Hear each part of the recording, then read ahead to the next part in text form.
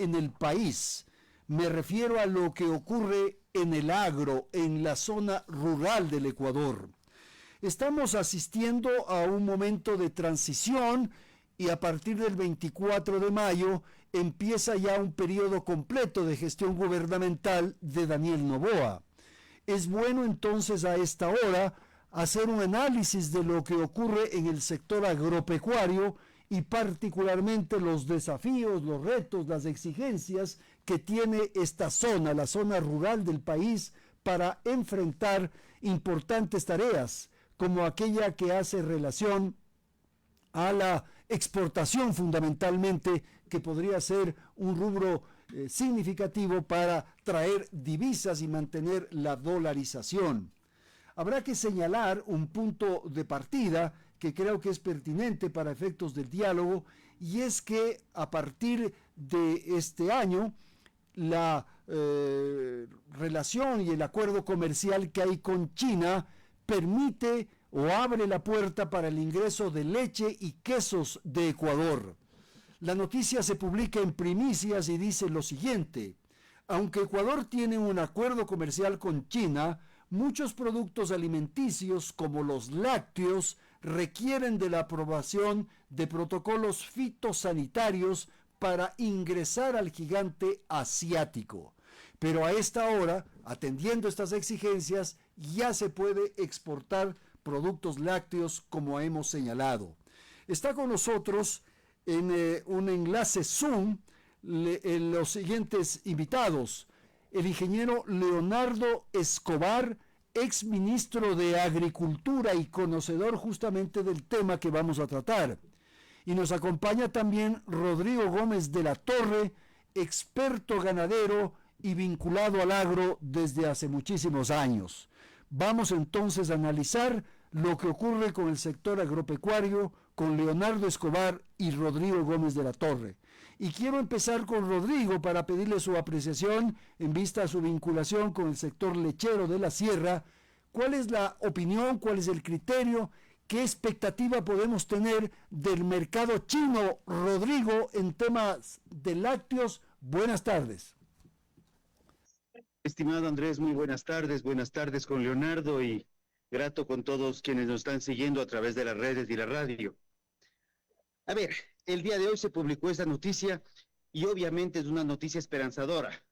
El Ecuador produce alrededor de 5.400.000 litros de leche, entre 2 millones y 2,5 millones está siendo captado por la industria, que es lo que se está consumiendo localmente.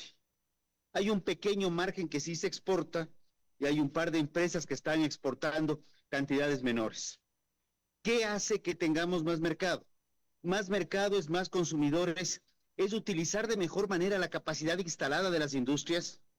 Obviamente va a haber que cumplir con protocolos zoo y fitosanitarios, que hay una serie de protocolos sanitarios. También habrá que ir en la China hay que abrir los espacios para registrarse como importador, y obviamente lo más importante, quienes estén interesados en exportar deben viajar a buscar el mercado para poder abastecerlo. China es un gran comprador de alimentos, porque si bien tiene buena capacidad productiva, tiene 1.400 millones de habitantes, de los cuales ellos solos no suplen con la producción. Por ende, requieren de alimentos del mundo entero, y qué mejor que sean alimentos que exportemos del Ecuador, no solamente en el caso de la leche o los lácteos que podrían abrirse mercado, sino también en el caso del camarón u otros productos que ya nos están comprando. Gracias a Rodrigo Gómez de la Torre por esta primera exposición. Vamos a ir con Leonardo Escobar. Leonardo, las expectativas, pongámoslo así de modo general, que podamos tener o que podemos tener los ecuatorianos para que nuestros productos puedan llegar a esos mercados internacionales. Ahora mismo hay una batalla arancelaria provocada por las políticas de los Estados Unidos y de Donald Trump. Pero ¿qué posibilidades tenemos de que nuestros productos puedan llegar a esos mercados? Leonardo, le mando un abrazo, nos vemos a los tiempos, le escucho. Buenas tardes, Andrés, muchas gracias por la invitación a Radio Quito, a los radioescuchas, a todos los que nos ven virtualmente. Un fuerte saludo a Rodrigo, un experto en ganadería y en agricultura en general. Enormes expectativas, enormes. Hoy vemos las imágenes del presidente Daniel Noboa conversando con los Emiratos Árabes. ¿Y qué es lo que están interesados, aparte de viviendas, que tienen capitales suficientes, en agricultura? Asia, Medio Oriente, requiere alimentos. Ya Europa lo pide y exige calidad.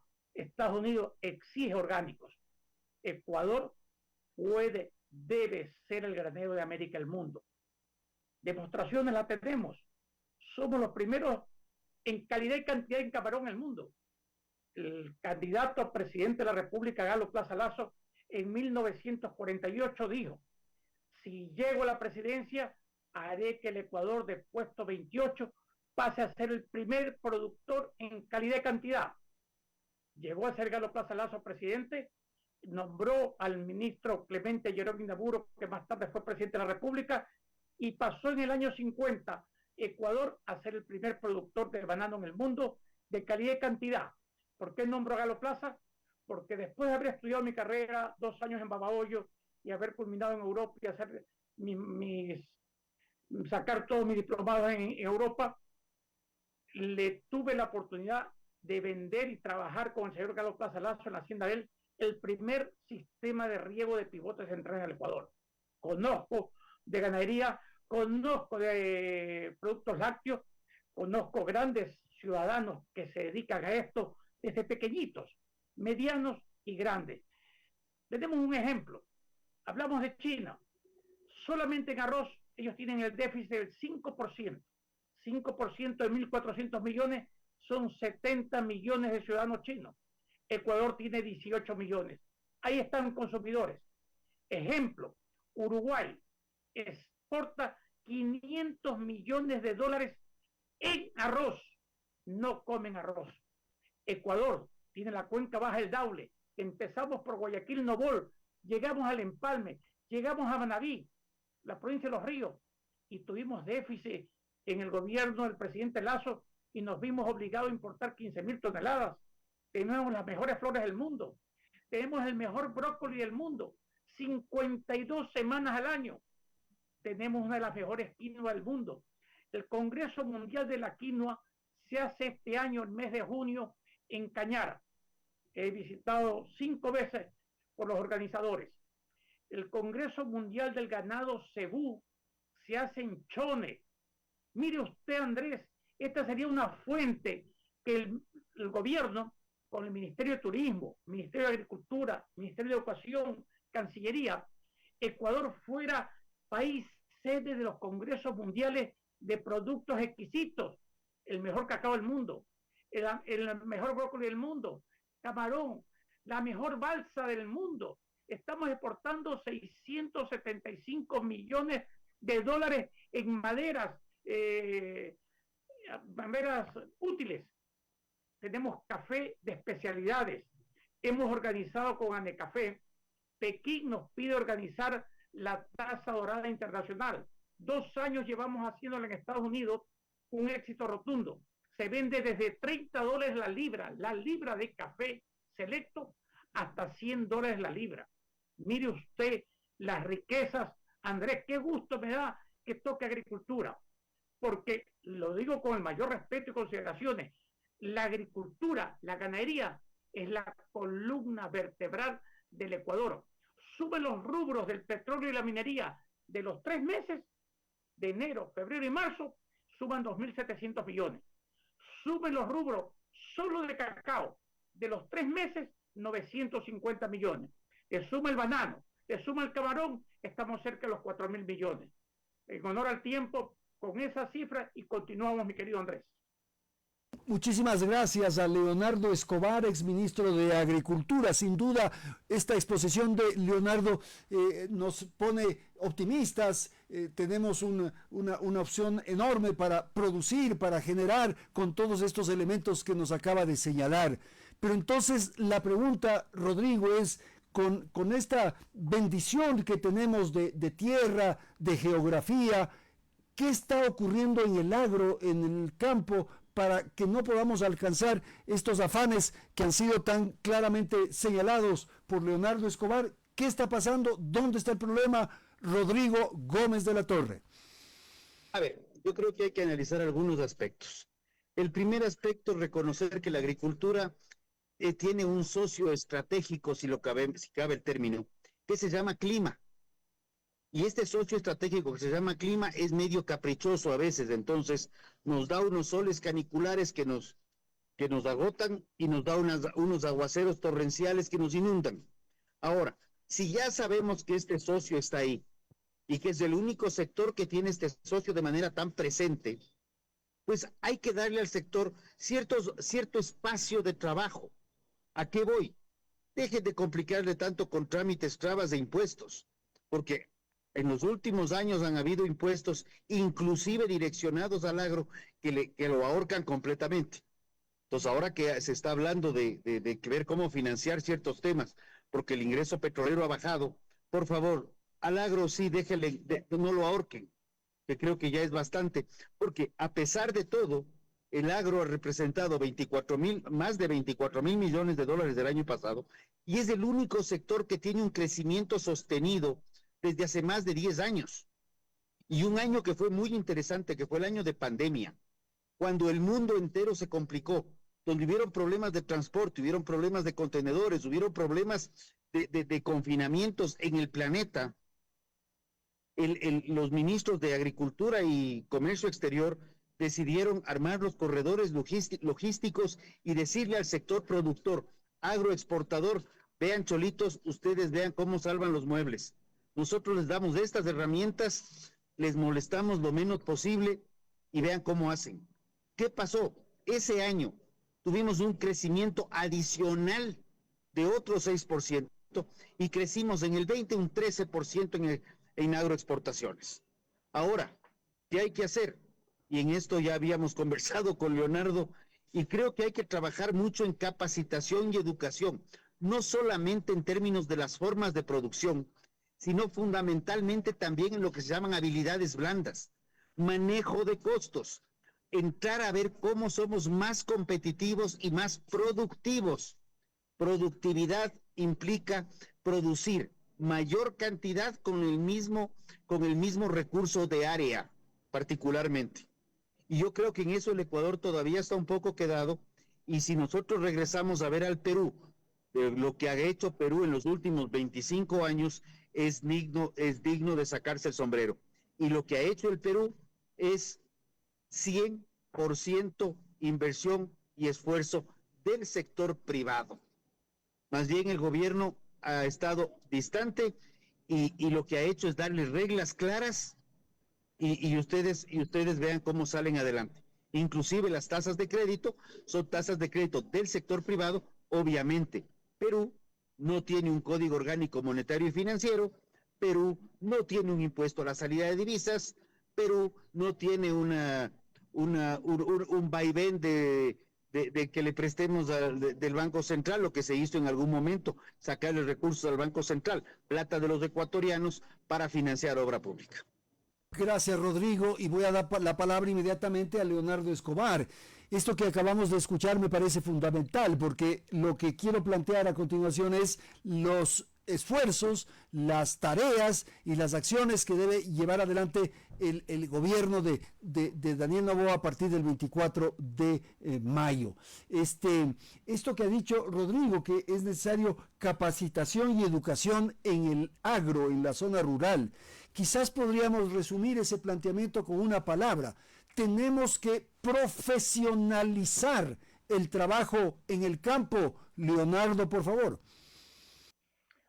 A ver, Andrés, nombrando a tres mandatarios, Pepe Mujica, ingeniero agrónomo, transformó el Uruguay. Y no hablamos aquí de política, no tengo nada que ver con el Foro de San Pablo ni con los socialistas, pero transformó, y en agricultura, ya le di un dato que lo pueden verificar, 500 millones de dólares de exportación de arroz, sin hablar de los otros productos. Miguel Gorbachov, antes de llegar a hacer lo que fue en Rusia, él fue en su zona un ingeniero agrónomo dedicado profundamente a la agricultura y transformó. Eso lo dio el salto. El ingeniero Fujimori, con cual estuve 2 veces invitado, con varios académicos de acá del Ecuador, transformó con la agenda agropecuaria. Ecuador, gracias a un gran ministro, Emilio Gallardo, el año 2000, hizo varias herramientas. El censo agropecuario, los consejos consultivos agropecuarios. 25 años que no tenemos censo agropecuario. Un país que tiene el 49,6% de su territorio cultivable, verde. Perú tiene, si no me equivoco, el 8,6%. Chile tiene creo que el 6,7%. Y Colombia, tan verde que es, tan verde, desde Buenaventura, en el Pacífico, hasta el otro lado de Cartagena, San Andrés, tiene nada más que el 26%. Miren la riqueza del Ecuador, miren lo que podemos hacer. Por lo tanto, una agenda de Estado agropecuaria. La última la hizo el 2005 el ministro Escobar con un gran hombre que en paz descanse, el ingeniero Ricardo Estrada, presidente Corpey. Falta un consejo científico agropecuario, y me permito dar nombres de la talla del PhD Víctor Hugo Quimí, del PhD Ángel Llerena, candidato a Premio Nobel en Agricultura en Suecia, del PhD David Robles en Macará, del PhD Fernando Caicedo en Imbabura, del PhD Walter Reyes, con más de 10 años de estudios en Tokio sobre arroz y que es el Centro de Investigación de Arroz. No, y así podemos hablar de las flores, del brócoli, etcétera. Por lo tanto, recojamos lo que dijo Andrés cuando le preguntaron ¿y qué haría usted nuevamente para Sudáfrica? Yo, una palabra 3 veces: educación, educación, educación. Sí, en el Ecuador hace falta un Congreso Nacional de las academias, de las universidades, pero no solamente con el Ejecutivo, con las prefecturas, las alcaldías, los concejales rurales, para sacar la verdadera agenda agropecuaria, porque hay 2 agriculturas importantes. La de exportación, que pasamos los 20.000 millones con 17 productos de la canasta exportable. Pero si nos vamos a la agricultura familiar campesina, donde $1 el desayuno, $1 el almuerzo, $1 cena, $3 diarios, por 17 millones según el censo, 51 millones de dólares al día. Por 30 días que tiene el mes, 1.530 millones. Por 12 meses, 18.500 millones para ingerir alimentos, no para alimentarse bien. Si usted suma los 18.500 más los 22.000 de exportación, estamos hablando de 40.000 millones de dólares. Y nos quedamos cortos. La cifra, los datos económicos, hay que decirlo. Dijo Erasmo, la verdad, donde quiera que se halle, es la verdad. Y la agricultura es la verdad del Ecuador. Para culminar, 2 fábricas importantes cerraron. La FIA en Manta hace más de 20 años. La Chevrolet el año pasado, cumpliendo 60 años en Ecuador. Y las fábricas, en la época que se hicieron las lavadoras, secadoras, todas las doras que llamaban, mi buen amigo y colega en el Parlamento y de profesión, y gran ciudadano, el ingeniero Carlos Vallejo, no funcionaron. Tenemos que volver la mirada al campo, Andrés. Ese elemento que usted ha puesto, Leonardo, creo que es el pertinente a esta hora, porque claro, habrán muchos expertos, habrán muchos conocedores, se plantearán ideas de por aquí, de por acá, en fin, pero la posibilidad de tener una agenda de desarrollo agropecuario me parece una iniciativa fundamental. Porque vuelvo a lo que de alguna manera planteó Rodrigo y usted corroboró, que es preciso educación, educación, educación. Porque hay unas asimetrías en la zona rural, en el campo. Hay empresas muy importantes, muy adelantadas, que tienen unas inversiones significativas, hay técnicos, hay expertos que laboran ahí, todo lo que hace relación al tema de exportación. Hace un par de meses visité una plantación de piña en el sector de Santo Domingo y claro, se ve una enorme capacidad. Pero me refiero a la asimetría, Rodrigo, hay sectores campesinos que están muy atrasados, que uno sale de la ciudad, llega a esas zonas y como que retrocede en el tiempo. Rodrigo Gómez de la Torre. A ver, creo que hay el tema de educación, no solamente estamos hablando de la educación universitaria, PhDs, masterados y demás. Es importante y necesaria, pero yo me hacía referencia a una educación mucho más básica. Y el tema de asimetría es grave, porque la gran mayoría de productores agropecuarios, no solo en el Ecuador, en el mundo entero, tienen niveles bajísimos de educación que a veces con suerte han culminado la escuela. Y el manejo de costos, el manejo de tecnologías básicas o herramientas básicas que ahora las tenemos al alcance de un celular, también son importantes. ¿Por qué insisto tanto en el tema de costos de producción? Porque muchas veces cuando no manejamos costos de producción, no medimos nuestros costos y gastos, muchas veces gastamos más con miras a conseguir otros rendimientos y a veces gastamos mal. Y lo hablo así, yo soy agricultor, soy ganadero, de esto vivo. Entonces, hay que enseñar habilidades blandas, no es solamente las habilidades específicas vinculadas al agro, y más bien a los agrónomos, agricultores, agropecuarios, incluir dentro de su currículum el manejo de finanzas y economía. Porque la agricultura, si bien es una actividad que las llevamos muchos en la sangre, no deja de ser una actividad económica. Así como tenemos que llevar el control de costos y gastos en un restaurante, en un emprendimiento para imprimir etiquetas, en cualquier tipo de emprendimiento en agricultura hay que hacerlo de igual manera. Lo que yo decía muchas veces es, los gobiernos está bien que le apoyen al agro, pero muchas veces le apoyan poniéndole complicaciones. Apóyenle sin ponerle más trabas y complicaciones. Hice referencia al impuesto al patrimonio, a las tierras, que ha sido tan nefasto para el sector agroproductivo, porque no son las mismas utilidades de un consultor que está que su patrimonio para su trabajo requiere una computadora, requiere un celular, requiere su conocimiento prácticamente en su gran mayoría, cuando un productor agropecuario requiere de la tierra, que no solamente es su patrimonio, sino también su activo productivo. Ahora, ¿tenemos que volver la mirada al agro? Sí, pero no para ponerle complicaciones. Ahora vamos al otro aspecto, y creo que es importante. Necesitamos políticas de desarrollo económico para el sector agrícola, y coincido plenamente. En los últimos años conozco la que planteó el Carlos Vallejo en el 2007, 2008, la que planteó en 2015 el exministro de Javier Ponce, y creo que de los mejores documentos que yo he leído, al menos de los últimos 20 años, 25 años, y Leonardo, pido disculpas, no conozco el tuyo, si me lo puedes hacer llegar, te agradecería.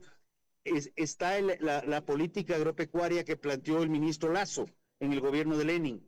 En esta ya no solamente se hablaba de agricultura, que es lo más interesante de eso, se hablaba de la estructura de la cadena productiva. La demanda, qué es lo que el consumidor está demandando. En función de lo que el consumidor demanda, yo sé qué es lo que debo procesar, industrializar o empacar, y en función de eso también lo que debo producir. Algún momento un buen amigo me decía, es que tenemos que producir oca, y yo le decía, maravilloso, la oca es un producto espectacular.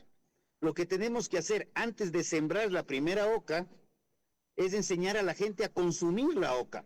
Caso contrario, nos puede pasar que sembramos y la siembra no necesariamente empuja el consumo, más bien es el consumo el que jala toda la locomotora de la industria, del transporte, del comercio, de la producción y de todo el resto.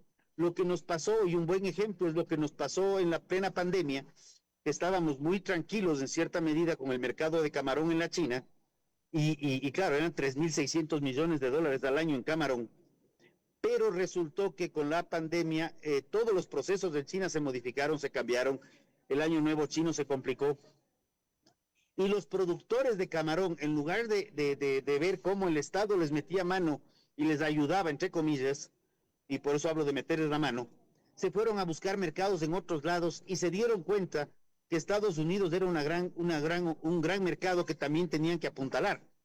Y resultó que en cuestión de 3 años pasamos de 3.500, 3.600 millones más o menos a 7.200 millones de dólares. Y aquí aquí hago hincapié en un detalle. Cuando hablamos de dólares es porque es lo que la gente mejor entiende. Pero también hay que hablar de productividad, cantidades por unidad de productiva, cantidad que se produce por unidad, y el tema de volúmenes. Porque muchas veces tenemos una lotería de precio que nos permite quintuplicar exportaciones en alguna cosa en términos económicos, pero solamente incrementamos un 10 o un 15% en términos de volumen. Entonces, esa planificación hay que hacerla de manera muy estructurada, porque ese es el camino, es integrar lo que en su momento, y esto lo trabajábamos hace algunos años con Cristian Wally, cuando yo estuve en la Cámara de Agricultura con ANFAF, que era el Ecuador agroalimentario. Es ver cómo desde la mesa a la finca vamos estructurando cadenas de valor que nos permiten crecer de manera sostenida, sustentable con el ambiente, pero también a través de la innovación, reconociendo que los mercados cada vez buscan productos más innovadores y no solamente los productos tradicionales. Gracias, Rodrigo. Vamos a dar la palabra a Leonardo.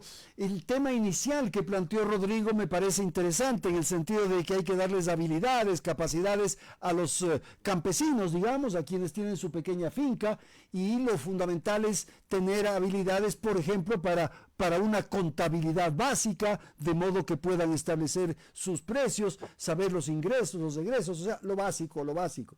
Eso es necesario para que puedan tener esa capacidad. Pero también hay un siguiente elemento que es el tecnificar, esto que yo decía, profesionalizar, porque muchos de nuestros campesinos, y ustedes van a coincidir, siembran un poco atendiendo las condiciones de la luna, de que la tradición, de que ya es momento de sembrar, de que se han empezado a formar nubes. Digo yo, por ejemplo, eso tendría que ser técnico. El tema del abono, de los usos de fungicidas, en fin, también debería ser técnico. Ese es un elemento. Y otro que tiene que ver también con la intervención de Rodrigo sobre qué sembrar. Y esto de que primero hay que enseñar a consumir. Yo creo que eso es... Nosotros no sabíamos hasta hace poco de la pitahaya, por ejemplo. Ese es un producto relativamente nuevo en el país y vemos el éxito que tiene. Por favor, Leonardo, le escuchamos. Mire, Andrés, en el Ecuador hay dos marcadas agriculturas, la de exportación y la agricultura familiar campesina que le hablé, que son 20.000 millones y la otra 25.000 millones. Nosotros tenemos que educar, como dijo usted, educación, educación, educación, y está la educación financiera. ¿Para qué se eligen los concejales rurales? Para representar el sector rural. ¿Para qué se eligen los presidentes de las juntas parroquiales? Tenemos que empatar con los colegios agropecuarios. Habían como 450, nos quedan 300. Hace poco estuve en el Triunfo con una comitiva defendiendo, y lo logramos, lo conseguimos con el Foro Agropecuario, que lo preside el ingeniero Mauro Erazo, que no le quite los terrenos del municipio al colegio agropecuario. Ahí le doy un ejemplo. El otro ejemplo, en Daule, el colegio agropecuario Galo Plaza Lazo tenía 1.500 hectáreas. Los últimos gobiernos del presidente Correa, del presidente Moreno y del presidente Lazo lo han dejado en 150 hectáreas. Entonces, tenemos que preocuparnos y volcarnos a la educación, educación, educación. Para eso necesitamos el censo agropecuario. Usted me acaba de decir, pitahaya, 178 millones exportamos. Hemos crecido enormemente. Hace 40 años fue un cantón, se me va el nombre, de la Amazonía, donde empezó un gran ingeniero, Jaime Flores, un hombre que es un brillante técnico, empezó allá con la pitahaya y con el té, gran exportador. Entonces, ¿qué ocurre? Que tenemos que buscarle salida al consumo nacional con buenos precios. No solamente que el justo precio, productividad, bajar los costos de producción, educación, como decía, financiera, para saber lo que le cuesta al productor y de esa manera llegar al consumidor directamente. ¿Cómo? Le doy ejemplo. En 1994 gané una vez más la diputación en Guayas. Propuse el mercado de abasto. Un gran alcalde, un gran presidente, León Febres Cordero, me escuchó la propuesta y me llamó. Oye, Leonardo, ¿ha hablado del mercado de abasto? Sí, ven acá, te invito a la alcaldía. Hablamos, un caballero lanzó el proyecto. Ahí está el mercado de Montebello en Pascuales. Tremendo mercado que se queda corto. Un mercado como esos en Aloa, un mercado como esos en Daule, un mercado como eso en el Triunfo, para poder que llegue directamente el productor.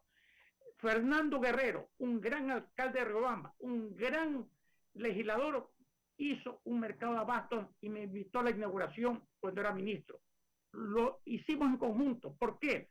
Porque es la manera de llegar directo. El Banco Central nos da que los 5 productos alimenticios más vendidos en el Ecuador son el pan, el 95% de su componente, el trigo, se importa. Ecuador tenía 106.000 hectáreas, nos quedan 6.000 hectáreas. El segundo producto más vendido es el arroz, es el 33% de la dieta de los ecuatorianos. Mire la importancia para llenar el estómago. El tercer producto vendido es una pena, una tristeza. Nos lleva a la diabetes, a la obesidad de los niños, las colas, las gaseosas. Ese es el tercer producto alimenticio. El cuarto producto alimenticio es la leche. Son 279.000 lecheros. Son 5.405.500.000 cabezas de ganado. Solo Chone tiene 1 millón de cabezas de ganado. Solo Manabí tiene 1 millón de cabezas de ganado. Entonces, mira la importancia. Y el quinto producto alimenticio es el pollo. 27.8 kilos al año per cápita. Si lo multiplica por 2.2, casi nos sale una libra semanal. Mal alimentados estamos y gastamos 20.000 millones. Nos hace falta educación por todos lados. Entonces, con estas cifras que le he dado, que son 2.800.000 personas, la fuente de empleo más grande del Ecuador. La segunda, la burocracia, que llega a 900.000. La tercera, gran componente, la construcción. Cuando esté en el punto más alto, 400.000. Son 840.000 UPAs, unidades productivas agropecuarias. Y le digo con la mayor humildad y orgullo, me he dedicado más de 40 años a estudiar políticas públicas agropecuarias. Acabo de llegar hace 3 días, 48 días en América y Europa, continuos, sin venir al Ecuador. Productos como el café, productos como chocolate Nua, que ganó premio en Londres. Una barra de chocolate ecuatoriana se vendió cerca de $700 en Pekín. Le comento algo, Andrés, con orgullo. Declarado por la ICO, la mejor finca cafetalera del mundo queda en Imbabura. La mejor cerveza, ¿cómo se me fue la palabra? La cerveza esta casera que se hace. Artesanal. Gracias, muy amable. La mejor cerveza artesanal con café del mundo es hecha por un ecuatoriano. Y le voy a enviar al WhatsApp, no pongo en términos de duda mis palabras, sino que la veracidad es necesaria, porque hay que hablar con la certeza, aparte de la pasión, con la certeza de los estudios de conocimiento. El Foro Agropecuario, que lo preside Moverazo, ha propuesto la reactivación cafetalera de 20.000 hectáreas. Nosotros teníamos 556.000 hectáreas, Andrés. Tenemos a duras penas 26.000 hectáreas. Cuando fui ministro teníamos 280.000 hectáreas. Cuando fui ministro teníamos 420.000 hectáreas de arroz. Hoy tenemos 240.000. Entonces, mire usted la riqueza del Ecuador. Mi pasión, bueno, usted me conoce. Siempre notó que tal vez uno de mis errores es eso. Así como gritaba el gol de Caviedes, así como gritaba lo de Jefferson Pérez, cuando hablo por agricultura, créame que me ha dado tanto que digo, ¿cómo no creer en Dios? Gracias, Andrés. Bien, muchísimas gracias a nuestros panelistas. Esta intervención sin duda es fundamental a esta hora. La necesidad de tener un sector agrícola, un sector agropecuario solvente, capacitado, que pueda enfrentar los desafíos no del país solamente, sino del mundo. Muchísimas gracias a Leonardo Escobar y a Rodrigo Gómez de la Torre, que han estado esta tarde para comentar la situación actual del sector y, por cierto, los desafíos y retos que hay. Un poco a partir de la inauguración del nuevo periodo gubernamental de Daniel Noboa a partir del 24 de mayo. La necesidad de empezar a discutir estos temas y de que sean políticas de Estado aquellas que tienen que ver con los puntos tratados en esta conversación. Muchísimas gracias a nuestros panelistas y, por cierto, también a la audiencia. Son las 18:49. Carnet de vacunación contra la fiebre amarilla. Requisito obligatorio para turistas de 4 países. Nota de El Telégrafo. Los turistas de 4 países de Sudamérica que quieran ingresar a Ecuador deben presentar como requisito obligatorio el carnet de vacunación contra la fiebre amarilla. La decisión se tomó tras el brote del virus en las naciones que limitan o están cerca de Ecuador. El requisito será obligatorio desde el lunes 12 de mayo para viajeros de Colombia, Perú, Bolivia y Brasil. Somos Radio Quito, la voz en